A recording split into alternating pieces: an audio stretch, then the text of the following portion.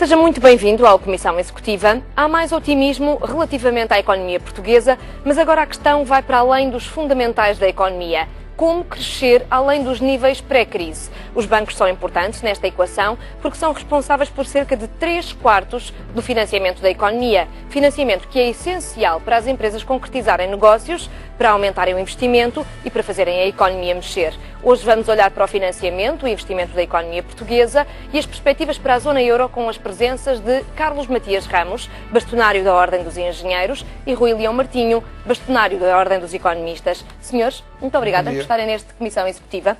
Gostava de começar consigo e por lhe perguntar se está tão otimista como o Banco de Portugal relativamente às previsões para a economia portuguesa, já com 2% no horizonte lá para 2017. O otimismo deve fazer parte da nossa vida, quer dizer, e nessa perspectiva estou otimista. Não tenho conhecimentos suficientes para validar, seja que número for, portanto, tenho que acreditar naquilo que é disponibilizado nas estatísticas e nos elementos que são públicos, nomeadamente o do Banco de Portugal. Portanto, algum otimismo resulta do tal 1,7 que prevê para crescimento da nossa economia. O Sr. Presidente da República apostava no 2. Portanto, o 1,7 está no meio entre aquilo que era dito no governo, 1,5%, e os tais 2% que o Sr. Presidente também, com o otimismo que cabe também à função de Presidente da República, no sentido de estimular a confiança nas pessoas, e, portanto, é um dado que nos dá um certo otimismo. Um certo otimismo, eventualmente uma certa tranquilidade. É isso que vamos também tentar perceber. Rui Leão Martinho, muito bem-vindo. O que é que pode trazer por detrás deste número? O que é que isso significa para a economia real? Olha, significa de qualquer maneira um dado positivo no sentido de que nós temos que crescer. Recorda-se que em várias comissões executivas nós já falámos que o ideal era se Portugal conseguisse crescer sustentadamente a qualquer coisa como 3% por ano. Ainda estamos longe. Mas de qualquer maneira, para quem sofreu o que sofreu nos últimos 3 anos, com a economia a ter que ser, digamos que, retificada, com a correção que tinha que se fazer das nossas contas públicas, com o problema do endividamento excessivo, embora ele ainda perdure na questão das empresas e na questão das famílias, eu penso que prever 1,7 está de acordo com o seguinte, é que todas as previsões de crescimento do mundo sofreram melhoria, o que é bom, porque nós, por vezes, com as guerras, com os conflitos, com os problemas do dia-a-dia, não vemos que, de qualquer maneira, o mundo, no seu total espaço, está a avançar. Veja que houve melhoria nas previsões do Fundo Monetário Internacional relativamente ao mundo e, portanto, há um crescimento maior. E na Europa temos também um crescimento mais favorável, nomeadamente a própria Inglaterra, o Reino Unido, que tem um crescimento 0,6 acima do previsto no final do ano passado, e, portanto, quer dizer que já está num boom muito grande de expansão, 2,4, está no caminho que Portugal vai ter que ter de qualquer forma. Nós vamos ter 1,7, que advém de 3 questões. Primeiro, as exportações, apesar também do que nós dizemos e escrevemos, continuam a crescer, vão crescer mais 4,45 da parte do investimento, que nós no dia-a-dia não vemos, mas que de qualquer maneira é estimado pelo Banco de Portugal em mais 4%, e depois um pouco do consumo interno, da procura interna, 2, qualquer coisa, que eu acho que está razoável. Porque o problema do consumo em Portugal não é nós consumirmos, é que aquilo que consumimos em geral é importado. E como não conseguimos neste espaço de tempo ainda substituir grande parte de importações, ao fazermos esse consumo crescer, estamos a fazer também crescer as importações. E, portanto, este 1,7, não sendo maravilhoso, é uma esperança, como disse, aliás, o Sr. Bastonário, para que nós possamos trabalhar com mais afinco e tentemos desenvolver nos próximos anos, no sentido que a Tânia assinalou, de daqui a 2 anos termos 2%. O que lhe digo, ainda está aquém do desejável, mas muito acima daquilo que foi a nossa situação nos últimos anos. Porque nós tivemos todo este século praticamente crescimento negativo, muito insípido, abaixo deste 1,7, ou em recessão. E, portanto, vamos ver se conseguimos dar a volta à economia e, sobretudo, isto está muito ligado ao investimento privado, ao investimento público e como é que vamos financiar esse investimento nos próximos anos. Muito bem, tocou no ponto essencial. Vamos já ao coração dessa questão e tem que ver precisamente com o investimento que muitos dizem Portugal precisa como de pão para a boca para crescer e para ir muito além daquilo que são os níveis pré-crise. Ora, situando-se nesse ponto, como é que estamos em termos de investimento? Estamos melhores, estamos piores comparando com estes últimos anos que foram de crise e quais são as perspectivas para os próximos meses? Em relação ao investimento público, porque dá a sensação que o investimento público vai crescer associado a dois fatores determinantes. No caso das engenharias, que é aquilo que me preocupa fundamentalmente, é ao PET, Plano Estratégico de Transportes, que prevê 6 mil milhões até 2020. Vamos ver como é que se consegue materializar esse plano. E há o chamado Portugal 2020, que faz a aplicação dos fundos comunitários numa área que é determinante, em que a competitividade e a internacionalização aparecem como os temas fundamentais e que, portanto, em que a engenharia e a tecnologia são determinantes. Aliás, analisando e desagregando todas as componentes que estão nesse Portugal 2020, percebe-se perfeitamente que 2/3 daquela atividade que lá está é engenharia e tecnologia. E os países que apostaram fortemente nestas áreas são os países que mais cresceram, com base, através de clusters tecnológicos. O Sr. Bastonário, da Ordem dos Economistas, falou naquilo que tem sido os últimos anos na economia inglesa, que a média tem sido um crescimento de 2,4% nos últimos 15 anos. Porquê? Houve apostas fortes nos clusters tecnológicos. E essas apostas fortes é que trazem investimento, porque o investimento pressupõe a capacidade do país para responder afirmativamente àquilo que são os desafios do mundo globalizado. Em termos de investimento público, estava-me a falar num número para o qual eu não tenho aqui nenhuma comparação, mas gostava de lhe perguntar se isso é um número otimista, tem vindo a crescer em relação aos últimos anos, ou se efetivamente o investimento público travou a fundo, como dizem muitas pessoas. O investimento travou fortemente nos últimos anos, quer dizer, inclusive se comparar o que aconteceu em 2001 com 2011, quase que vai a metade daquilo que aconteceu em termos de investimento público. Agora está a recuperar ligeiramente, de forma ténue ou não? Há algumas afirmações por parte dos responsáveis dos governos no sentido de que agora é que é. E esperemos que sim, que agora é que seja. E o agora é que seja está condicionado àquilo que eu acabei de referir. É a concretização de planos estratégicos que neste país são volúveis. Isto é, não há uma continuidade de governo para governo e aquilo que deve ser a nossa perspectiva e a análise estratégica do país está sempre a ser posta em causa por cada governo que vem. Os planos estratégicos devem ser planos nacionais e independentes do governo. É evidente que o governo tem modalidades de se adaptar, mas a estratégia deve ser do país e não dos governos, como tem sido ultimamente. Para si, investimento público significa mais endividamento ou pode ser, pelo contrário, uma forma de pôr a economia portuguesa a mexer e também a crescer? É evidente que temos que corrigir erros do passado. Quer dizer, a aposta no investimento público como fator de desenvolvimento da economia verificou-se que não deu resultado. Mas também não podemos ir a zero. Há sempre um meio termo que devemos ter em conta. Mas o que eu queria aqui referir, e permite-me que volte ao tema, é o investimento público deve ser feito com uma lógica muito bem fundamentada, para que não apareça um investimento como que seja de geração espontânea, porque num determinado momento um governo, seja ele qual for, veja-se o que aconteceu nos TGVs. Passámos de 5 linhas para 3, para 2, para 1 e para nenhum. Veja-se o que aconteceu com os aeroportos. Veja-se o que aconteceu com um conjunto de investimentos que foram considerados estratégicos, mas que na prática não eram estratégicos para o país, porque se revelaram inadequados, como todos viemos a saber. Mas isto levou a um consumo muito grande de dinheiro, para o qual não houve qualquer possibilidade de retoma.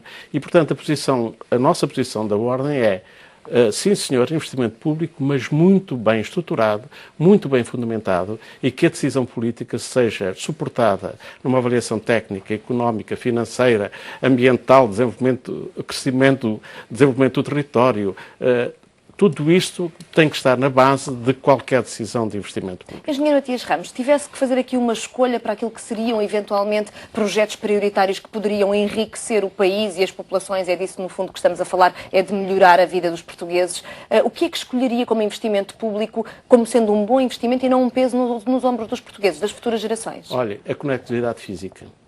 Portanto, tudo o que seja no sentido de apoiar aquilo que é um dos objetivos deste Governo, a competitividade e internacionalização, a internacionalização passa pela conectividade, pelo desenvolvimento das áreas portuárias, pelo desenvolvimento da ferrovia. São fatores determinantes para o escoamento do produto e para a redução do custo do transporte no preço desse produto. E a economia só é competitiva no mundo em que a componente de gasto no país é cerca de apenas 20% daquilo é produzido localmente, é o que se estima daqui a uns anos. Portanto, 80% do produto que anda a circular é um produto que não é um made in Portugal, é um made in the world.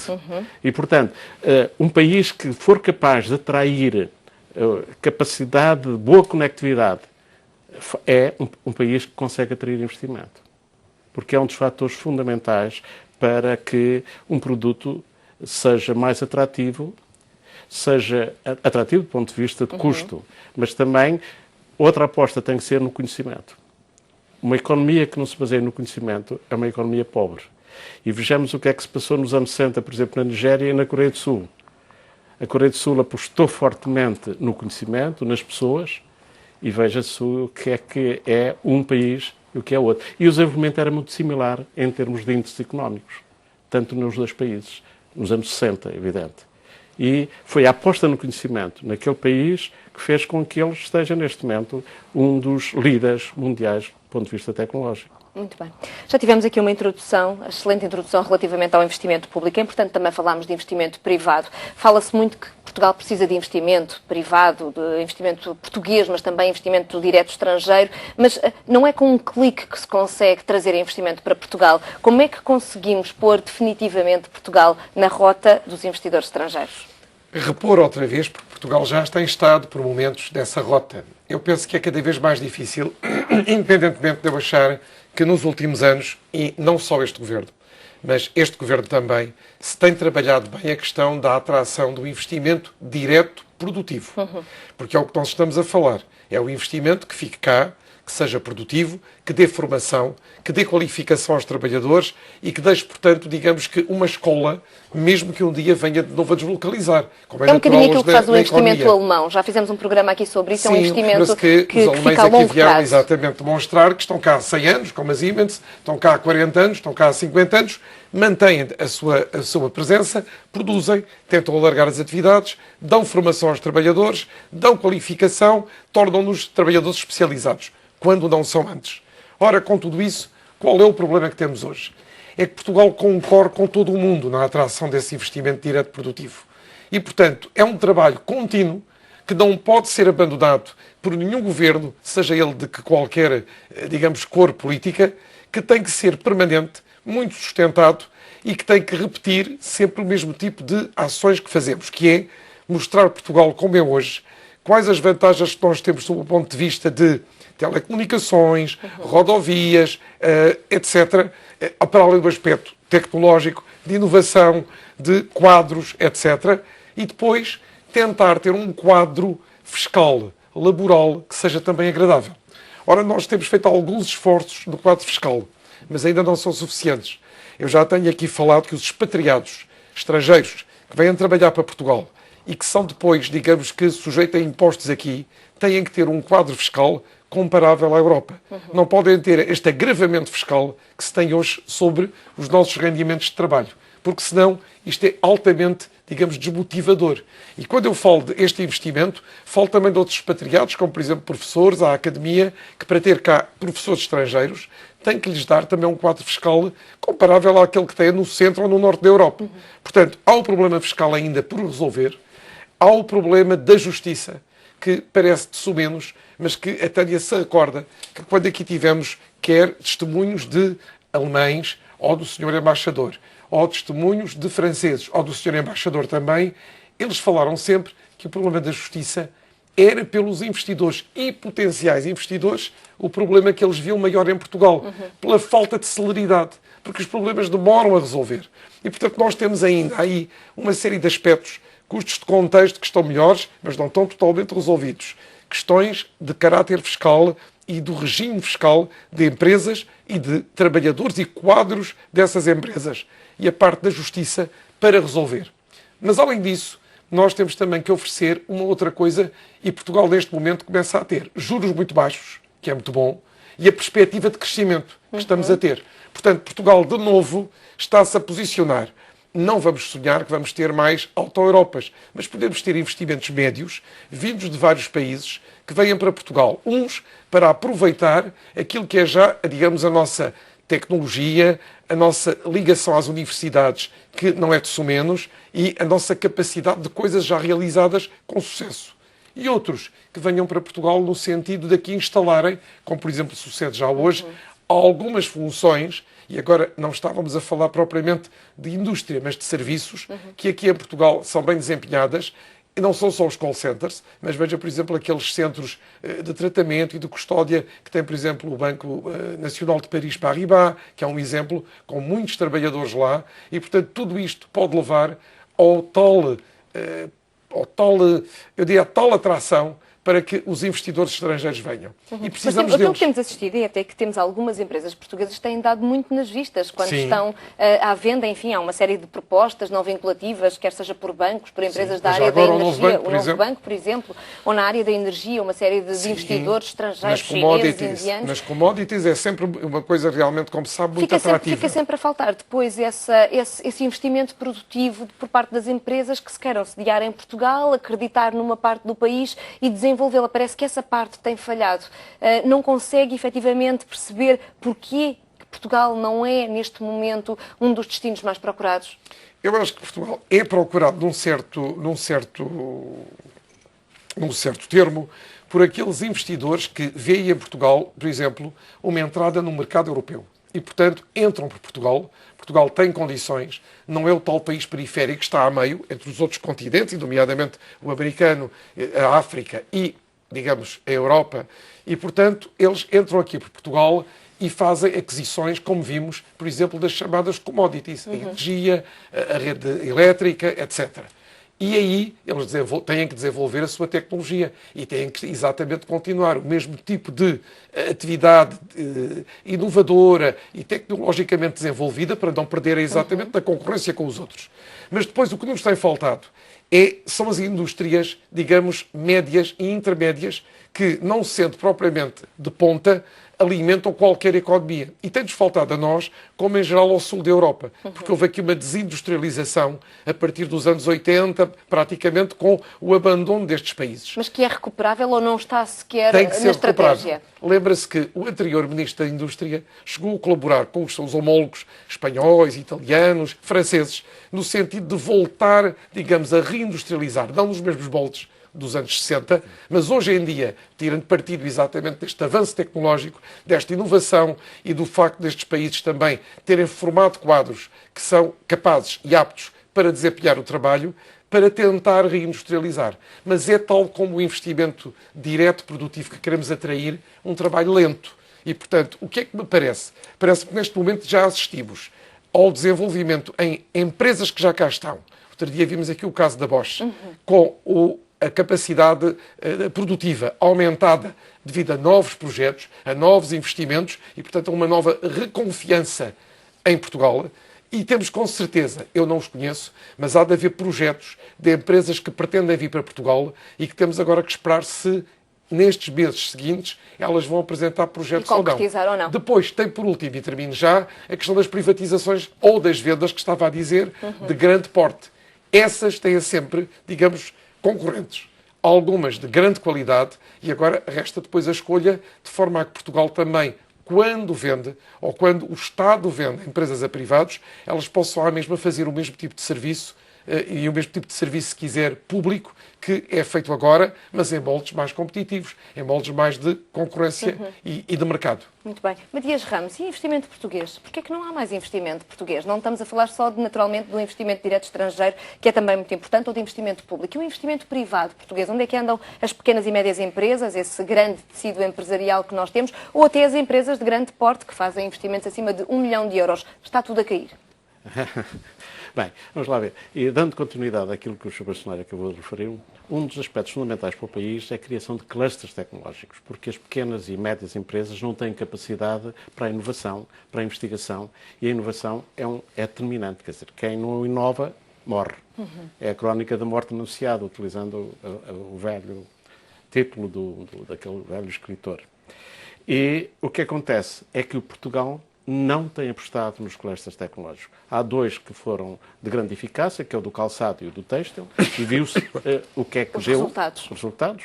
O investimento português apareceu, capacidade empresarial que lá estava dormente, e foram estes clusters tecnológicos que permitiram resolver um problema que se pensava também de difícil resolução. Portanto, aposta nos clusters tecnológicos. Isso significa o quê? Que as empresas do calçado juntaram-se todas, apesar das suas particularidades, juntaram aquilo que é comum, uniram esforços, apostaram na inovação, na exportação. Eles individualmente não tinham capacidade para a inovação, para a melhoria do design, para o marketing. E, portanto, houve ali um aproveitamento da capacidade instalada no país, dando essa capacidade, centrando-a nos tais centros tecnológicos, que disponibiliza o conhecimento para que essas pequenas e médias empresas, que não têm massa crítica para desenvolver por elas próprias o tal desenvolvimento do conhecimento e, portanto, o seu crescimento, e foi com base nisso que elas cresceram e tiveram a pujança que neste momento já têm, e com alguma relevância já na economia portuguesa e fundamentalmente na parte social de emprego, numa zona que estava altamente deprimida. E a economia portuguesa tem ou não condições para replicar esse modelo noutras áreas e noutros setores? O que lhe parece? Isso tem que As ser. frutas, os legumes... Ora, aí é um papel do Estado, no meu entender. O Estado deve criar condições para estimular esses mesmos centros tecnológicos. Não quer dizer para intervir, é para estimular, criando condições objetivas e facilitando e dando apoios para que essas entidades se constituam e facilitem o desenvolvimento económico dessas pequenas e médias empresas. Porque nós vemos que a competitividade surge através de valor acrescentado. E o valor acrescentado, como é que ele surge? Com tecnologia e engenharia. Perdoe-me de estar a insistir neste tema, mas eu acredito nele e é com toda a força que eu estou a dizer. Acha que é assim que se pode fazer a diferença, no fundo? É evidente. Não vende produto fazendo rotina. O produto tem que estar sempre a inovar. Porquê? Porque a competitividade é enorme. A luta porque o problema não é um problema de oferta, é o problema da procura. E nós temos que ajustar à procura, porque oferta podemos-la ter, por vezes já é adormecida. Temos é criar condições para... Mas a inovação tem um preço também, e isso vai encarecer o produto final. Acha que a procura não se importa com isso? Aí é que está a aposta na investigação. A investigação é investimento. Quando se passa para a inovação, já é dinheiro. A inovação tem que dar lucro, tem que dar dinheiro. Portanto, são visões complementares, mas diferentes. Se não apostarmos na investigação, não podemos ter a inovação. Muito bem. Vamos fazer aqui uma curta pausa, já voltamos à nossa conversa. Estamos a falar sobre investimento, financiamento, economia portuguesa e vamos olhar também para a zona do euro. É uma curta pausa nesta Comissão Executiva. Fico para ver a segunda parte. Até já. Seja de novo bem-vindo à Comissão Executiva. Estamos a olhar para o investimento produtivo em Portugal, estamos a olhar também para o financiamento, para o futuro da economia portuguesa e da zona do euro. Estávamos a discutir aqui precisamente o facto de se investir na inovação e da inovação ter um custo e desse custo se refletir num produto final. Acha que isso não prejudica a procura? Não. Eu penso que a única forma de tornarmos competitivos é através da inovação. Não há outra. Porque... Acha que isso falta efetivamente no ADN das empresas portuguesas? Não, ela está lá. Ela está lá. E o conhecimento existe em Portugal. É evidente que neste momento não podemos ser só otimistas, temos que ver as fraquezas que temos. E a fraqueza tem sido a fuga de talentos, que é aquilo que também me tem preocupado e que tem sido objeto de intervenção da própria Ordem. Se analisarmos o que aconteceu entre 2001 e 2011, cerca de 500 mil jovens saíram deste país. Entre o censo de 2001 e o censo de 2011. E desses 500 mil jovens, cerca de 10% têm formação superior. Ora, o que é que isto está? Nós temos que inverter isto. Temos que atrair os nossos cérebros, ou melhor dizendo, os nossos jovens com conhecimento, porque, inclusive, a ida para fora não é muito mau, antes pelo contrário, desde que seja aproveitado. E neste momento, a nossa preocupação é criar bases de dados que permitam conhecer o que é que cada um desses jovens está a fazer. Eu, na área da engenharia, é evidente, que é aquilo que tem a minha responsabilidade, chamamos assim, e a partir daí saber os upgrades que eles foram tendo, a evolução do conhecimento, para que as empresas portuguesas percebam que está ali um jovem que lhes pode ser útil. E ir à pesca e apanhá-lo e trazê-lo para cá como valor acrescentado para aquela empresa. E eu penso que os empresários mudaram muito a sua mentalidade. Aqui há uns anos, falarem num doutorado numa empresa, eles deitavam as mãos à cabeça, nem pensar. Agora vejo empresários a procurar doutorados, porque são mais-valia, são valores acrescentados, que lhe vão dar alteração profunda, inclusive não só no processo de fabrico, mas na forma de abordagem daquilo que é a sua empresa, transformando-a e dando uma evolução tecnológica muito grande. Portanto, temos um problema neste momento. Temos muitos jovens que temos que recuperar para o nosso país. Temos conhecimento, vamos valorizá-lo. E é nessa perspectiva que eu penso que deve ser a grande aposta do nosso país. E impedir aquilo que o Sr. Bastonário acabou de referir, que é que quando privatizamos empresas, nós não o façamos numa lógica de venda. Eu cito aqui Henry Ford. Henry Ford dizia qualquer coisa. Uma empresa que se preocupa apenas com o dinheiro é uma empresa pobre. E agora faço analogia para o país. Um país que apenas se preocupa com o dinheiro é um país pobre. Temos que perceber se aquela empresa que é comprada com base em capital estrangeiro não nos vai afetar ou os centros de competência que cá estão instalados. Para mim, a preocupação da PT, é um caso expoente, a preocupação da REN, se a REN, ao ser adquirida pelos chineses, ela não vai afetar fortemente todas as compras que estão efetuadas, destruindo, inclusive, empresas que eram fornecedoras de material para a própria REN. Estou a falar na REN como exemplo. Eu penso que o país tem que se precaver e que todo o processo de venda, como queiram chamar, privatização, como quiseram chamar isto, deve estar muito bem escudado para impedir que determinadas situações possam conduzir à tal saída de valências que temos. Como sabe, na área das telecomunicações, a PT dava cartas no mundo, já tínhamos um desenvolvimento tecnológico que potenciou o desenvolvimento de empresas em toda aquela zona, que estimulou a Universidade de Aveiro, por exemplo, entre outras, e isto é que nós precisamos. É de empresas âncora que tenham massa crítica, que tenham capacidade de mobilizar o conhecimento e, a partir dele, impedir que os centros de competência saiam do nosso país. Rui Lima Martins, partimos daqui precisamente para lhe perguntar se acha que este pode ser um possível caminho. Se já temos a inovação no ADN de muitos empresários e de muitas pequenas e médias empresas que querem fazer mais e melhor, ficar com os cérebros por cá e não os deixar ir embora, aproveitá-los ao máximo. Agora, talvez este programa, o VEM, do Governo, possa trazer alguns deles de volta. À parte disso, nada se faz sem dinheiro. Pois nós precisamos de financiamento, é evidente. E, portanto, temos neste momento na economia portuguesa algumas saídas que, digamos, são inovadoras. Em primeiro lugar, com toda esta crise que não foi só portuguesa, mas foi uma crise generalizada da banca tradicional, da banca de retalho, será difícil que nos próximos tempos a banca volte de novo a ser o grande motor de, digamos, financiamento alheio das empresas. E estamos a falar, nomeadamente, das médias empresas, que são aquelas que, efetivamente, precisam muito de algum financiamento para se poderem desenvolver e para poderem acordar esse ADN que já lá tem, numa grande parte, digamos, na sua própria constituição natural. Portanto, se pusermos de lado essa questão e partindo da realidade de que tem sido difícil em Portugal ter aquela ideia que noutras sociedades é tão vulgar como no Reino Unido ou nos Estados Unidos, de abrir capital, abrir a terceiros o capital das empresas pela Bolsa, então nós temos neste momento que aproveitar várias coisas. Em primeiro lugar, uma grande parte dessas empresas que já estão a trabalhar em Portugal, que são portuguesas, já diminuíram a sua dependência do crédito bancário. Tiveram que o fazer.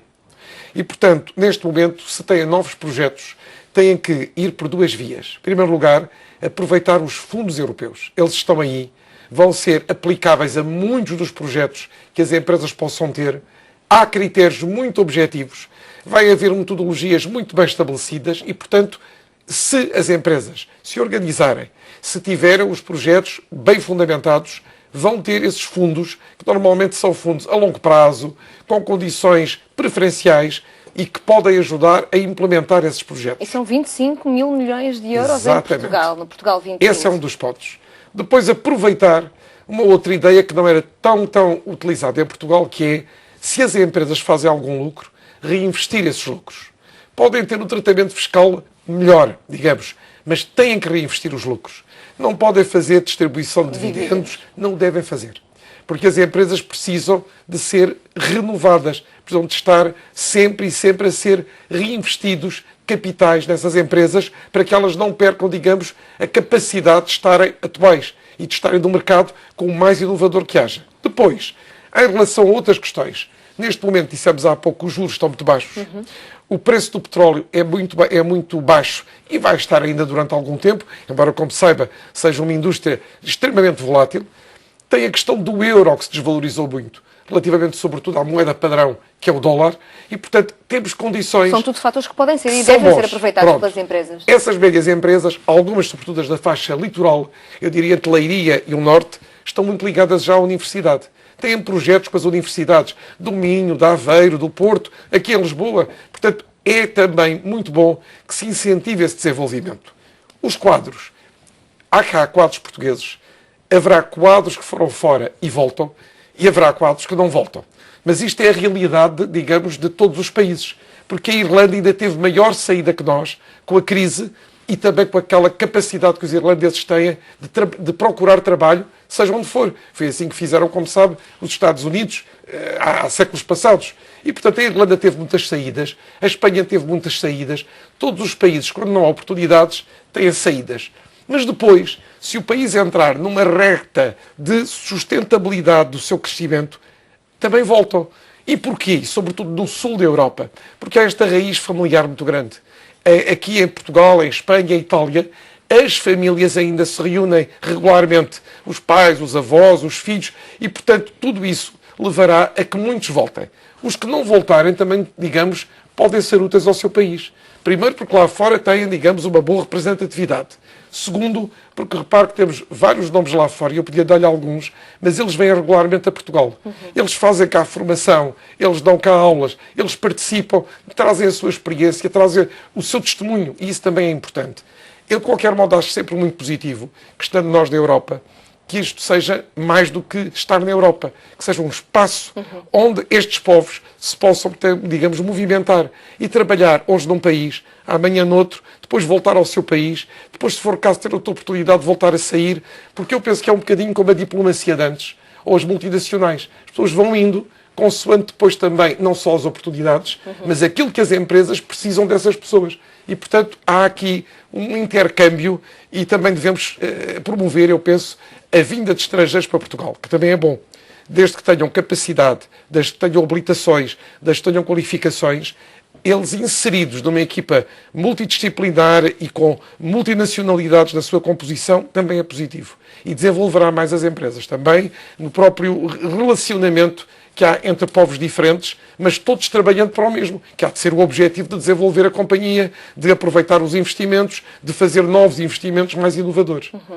Olhando para esta questão do investimento, também muito ligada à questão do financiamento, já que trabalha diretamente também com engenheiros, gostava que me passasse aqui um pouco daquilo que é a experiência no terreno. Há informações contraditórias nesta matéria, mas que nos dizem que, efetivamente, os bancos têm dinheiro para emprestar, mas não emprestam dinheiro a muitas empresas porque falta um plano de negócios que seja credível. Ou seja, agora o dinheiro já não se dá da mesma forma fácil, não há o crédito fácil como havia noutros tempos. É preciso provar que aquele projeto vai ter sucesso no futuro e essas componentes têm que estar ali muito bem explícitas. Tem ou não noção de casos como este? É evidente que tem. A avaliação do próprio as condições de financiamento às empresas alterou radicalmente. Quer dizer, os próprios bancos estão a correr um risco muito inferior ao que estavam, ou de uma forma deliberada, ou, não sei se inconsciente, estavam a desenvolver na forma de empréstimo a muitas empresas que às vezes não teriam viabilidade económica adequada. O que aconteceu foi que há dinheiro nos bancos, segundo a informação que tenho. Agora, os bancos é que agora estão muito diferentes em termos de avaliação daquilo que é a capacidade da empresa para se desenvolver ou não. E, portanto, o risco que o banco está a correr tem uma avaliação muito mais rigorosa, muito mais fina e, portanto, o empréstimo surge, sim, mas em empresas que eles considerem economicamente viáveis. Muito bem, então acho que muitos dos investimentos que ficam pelo caminho, muito provavelmente é porque têm um risco alto ou não conseguem provar de uma forma que o banco considere razoável que o projeto efetivamente tem pernas para andar e pode ter sucesso. Tudo me leva a crer que é essa, neste momento, a modalidade que está a ser adotada de uma forma genérica por todos os bancos. E concorda com ela? Acha mais prudencial? Eu não tenho conhecimentos que me permitam dizer que é a melhor forma, mas do ponto de vista daquilo que uma empresa tem, a empresa aposta em função de uma avaliação da sua capacidade e essa aposta tem que ser transferida para quem lá aplica o seu dinheiro. Isso é inevitável, quer dizer. Não. Agora, eu faz-me lembrar o chamado desabafo da Gafuri, perdoa-me a expressão, e é isto que está a desvalorizar a engenharia, no meu entender.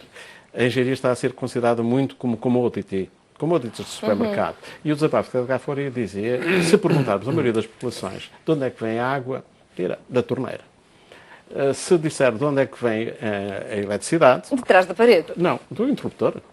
As pessoas dizem de o trás da parede. O problema é que a engenharia teve culpa em alguma crise no país, porque transferiu este conceito de commodity, de disponibilidade dos produtos que vai desenvolvendo, sem os valorizar devidamente, do ponto de vista conceptual, e se perguntarmos a maioria de onde é que vem o dinheiro, do banco. E foi esta... Aí é a grande responsabilidade da engenharia na crise económica portuguesa. Portanto, o que eu quero dizer com isto é que houve uma mentalidade de parte a parte, não era só responsabilidade do banco, era das pessoas também. Todos sabemos como é que era o empréstimo às habitações, por exemplo. Tudo isto, efetivamente, foi uma situação que não é desejável que se repita. E penso que as pessoas e os bancos aprenderam e não vão repetir essa situação, porque era ganho fácil, era uma economia muitas vezes virtual e não uma economia real. Não sustentava a economia real. E relativamente aos custos do financiamento, para as empresas que ainda assim conseguem, porque há empresas que conseguem esse financiamento e conseguem levar os planos de negócio e pôr os negócios a andar, gostava de lhe perguntar se acha ou não justo que às vezes empresas com a mesma dimensão, com um projeto viável no mesmo setor, as portuguesas e as do centro da Europa tenham custos de financiamento completamente diferentes. De certo modo foi explicado pelo bastonário da Ordem dos Economistas exatamente isso. São condições de atratividade induzidas por custos de contexto, que são designados por custos de contexto. A justiça. Uma justiça rápida é determinante. Licenciamentos rápidos. O processo de licenciamento não pode um investidor estar a correr capelinhas. Balcão único. Um balcão único que permita com facilidade e com capacidade de decisão quem lá está, de avaliar se aquilo se ajusta àquilo que é uma orientação que tem que ser dada pelo Estado. O Estado não se pode meter, quer dizer, o mercado, como Deus absoluto, não existe. Quer dizer, o mercado tem que estar ajustado àquilo que são os interesses de um país. E é nessa perspectiva que o tal balcão único, a tal mobilização da parte fiscal, para que não seja penalizadora, porque o que acontece, por exemplo, uma empresa portuguesa, uma empresa alemã, veja-se a diferença substancial que existe em termos de custo do dinheiro, em termos de fiscalidade e em termos daquilo que é o tal custo de contexto associado à justiça e ao modelo de autorização para exercer a sua atividade. Quer dizer, e tudo isto no mercado que se quer concorrencial e um mercado único. Isso é tremendo. E vejamos o que é que aconteceu depois do euro, o que é que a Alemanha aproveitou e que países periféricos desaproveitaram, ou melhor dizer, não tiveram condições para reagir a um modelo financeiro que lhe estava associado. Vamos precisamente terminar com este modelo económico europeu. Deixe-me só observar que em relação à Europa, e em relação ao que estávamos a conversar, ainda falta também um passo importante, que é a regulação das várias atividades e o aspecto fiscal dos vários países ser mais semelhante de uns países para outros. É que a diferença é muito grande. E, portanto, quando um investidor estrangeiro está a fazer todo o seu balanço, há determinado tipo de países onde exatamente esse tipo de coisas estão resolvidas de maneira mais favorável do que, por exemplo, em Portugal. E, portanto, têm vantagem sobre nós. Há uma regulação ainda por fazer nestes domínios para assemelhar mais os países e tornar mais fácil depois uma escolha final que não prejudique os países que ainda têm, como nós, estes pontos negativos. Custos de contexto ainda não completamente desmantelados, justiça que não é tão célere, aspectos fiscais, tudo isto nós precisamos de trabalhar, mas devia ser gente dentro do próprio, digamos, plano e projeto europeu. Olhando agora para o modelo europeu e fazíamos uma última ronda relativamente a essa questão, porque efetivamente Matias Ramos estava a tocar aqui num assunto que tem importância, que é o facto da Alemanha ter aproveitado este modelo económico e bem, com um excedente que é assinalável, e outros países não terem conseguido fazer exatamente o mesmo. O que lhe pergunto é, o modelo económico a seguir é o da Alemanha ou é a Alemanha que está mal e tem que mudar qualquer coisa naquele excedente comercial? Como é que saímos desta equação? Há quem diga que é a Alemanha que está a comprometer, de certa forma, uma parte do crescimento europeu. A Alemanha faz parte daquilo que na história da Europa dos anos 60 é considerado um milagre económico, porque conseguiu na sua economia, que estava perfeitamente arruinada com a guerra, refazer as indústrias e torná-las muito competitivas. E elas têm sido até agora. Há observadores e analistas que dizem que a Alemanha não é inovadora e, portanto, tem uma indústria relativamente conservadora. Mas ela vende para todo o mundo e vende em vários domínios. E devia comprar mais ou não? Devia estimular mais o mercado interno também ou não? Mas nós não podemos também, vamos lá ver, nós não podemos também modificar o tal ADN dos vários povos. E os povos do centro da Europa, por exemplo, são menos consumistas que povos de outros países. São menos amigos de comprar determinado tipo de bens que noutros países se consideram normais. São menos, se quiser, exibicionistas. E também tem outra questão, é que têm muito produto já fabricado nos próprios países. E mesmo quando consomem, consomem nacional. Ora, é isso que é a substituição de importações que nós temos que fazer a todo o custo. Porque quanto mais substituirmos aquilo que importamos, mais é fácil depois aumentar o consumo sem termos problemas na balança de pagamentos. E sem se repercutir negativamente naquilo que importamos, no que temos que pagar para fora. Portanto, eu penso que, efetivamente, o modelo alemão tem sido adequado ao país. Penso que também, se calhar, estará a evoluir, e tem que evoluir, mas cada país tem que encontrar o seu modelo, dentro daquilo que eu lhe dizia, que é um projeto europeu, mas com diversificações, e até com determinado tipo de diferenças, até naquilo que se pretende como atividades principais. Os tais clusters, de que falava ali o Sr. Bastodário, podem ser diferentes de país para país. Nós aqui temos o calçado, temos os testas, temos a questão da floresta, do papel, mas devíamos criar outros de acordo com as nossas potencialidades. A parte agrícola e agroindustrial é muito importante. Já demos alguns passos, mas temos que fazer mais. Temos que fazer mais. Muito bem. Últimas palavras, Matias Ramos, para si, para olhar também para este modelo económico europeu. O que é que deve ser este modelo económico europeu? Devemos ter uma Alemanha ali isolada, naquele que é o seu milagre económico, ou devemos ter uma Europa mais unida para conseguir um crescimento potencial global como uma força no mundo? Quando foi criada a União Europeia, foi numa lógica desta segunda hipótese, desta segunda situação. Isto é, não é cada um por si. Não é cada um por si. E uma lógica fundamental que era impedir que voltasse outra vez a guerra aos países europeus. Como sabemos, a história da Europa não é propriamente uma história muito pacífica. Não, e esse era o primeiro grande objetivo, era evitar a guerra. Evitar a guerra. Evitar. E esse objetivo não foi conseguido. Efetivamente, houve países, por razões várias, como aqui foram enunciadas, como a Alemanha, que aproveitaram uma situação que lhes foi favorável e outros, por razões que todos também já mais ou menos elencámos, que não conseguiram acompanhar esse crescimento. Porque não houve uma lógica de homogeneização naquilo que é fiscalidade, naquilo que é o pressuposto de uma abordagem integral da Europa, porque isto é um somatório de países ainda. Não tenho, do ponto de vista daquilo que era o grande objetivo da construção da Europa, ele não está muito longe de ser conseguido. Ele ainda é, o espírito das nacionalidades está a determinar uma política que não é aquela que era desejável numa Europa forte, unida, o mais possível homogéneo e, do ponto de vista social, muito relevante. Aqui fica. Carlos Matias Ramos, Rui Leão Martinho, muito obrigada, senhores. Foi um gosto e um luxo receber-vos aqui nesta reflexão importantíssima. Foi também um gosto tê-lo desse lado. Até para a semana.